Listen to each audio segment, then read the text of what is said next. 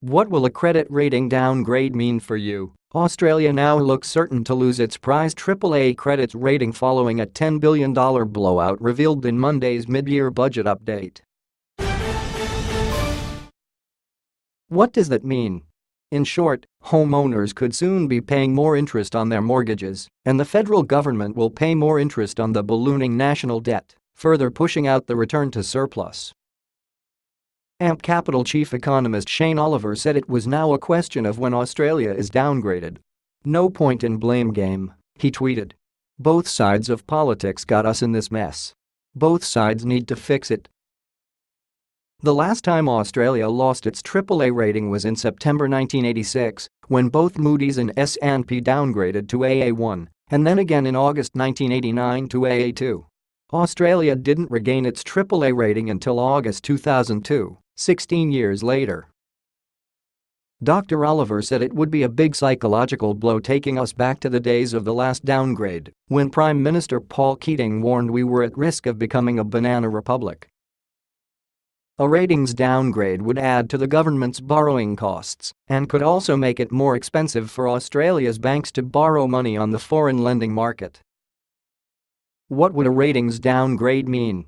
In theory, it should mean higher interest rates as foreigners demand a higher yield on federal debt, and this flows through to state debt, banks, corporates, and potentially to out-of-cycle mortgage rate hikes for households, Dr. Oliver wrote earlier this year. In reality, this impact may be muted.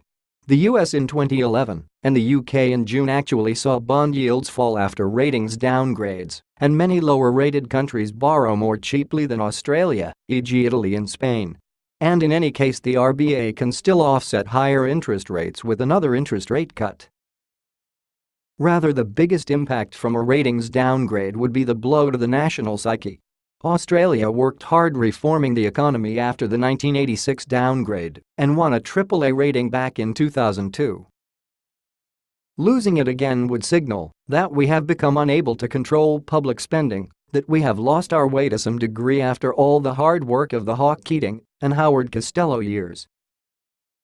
Monday's figures showed Australia's projected budget deficit for the current fiscal year has increased by $4.4 billion to $41.5 billion as the economy continues to slow following a China-driven mining boom. The deficit for the year ending June 30, 2017, had been forecast to reach $37.1 billion when the annual budget was released in May. But updated economic forecasts released Monday said growth in Australia's $1.7 trillion economy had slowed to 2% for the year from the 2.5% expected in May. Higher prices for iron ore and coal, Australia's biggest exports, would increase profits in the mining sector and increase the tax paid by mining companies, documents said. However, this will be more than offset by the impact of weaker growth in aggregate wages and non-mining profits, the forecast said. Analysts say Australia risks losing its AAA rating early in 2017. Earlier this year, S&P put Australia on credit watch, which precedes a ratings downgrade, but said it was willing to wait until May's budget before making a decision. Credit ratings agencies have repeatedly warned Australia's top-tier rating, held by only a handful of other countries, would be at risk unless serious headway is made, is cutting the nation's ballooning debt. Frank.Chung at news.com.au. With AP.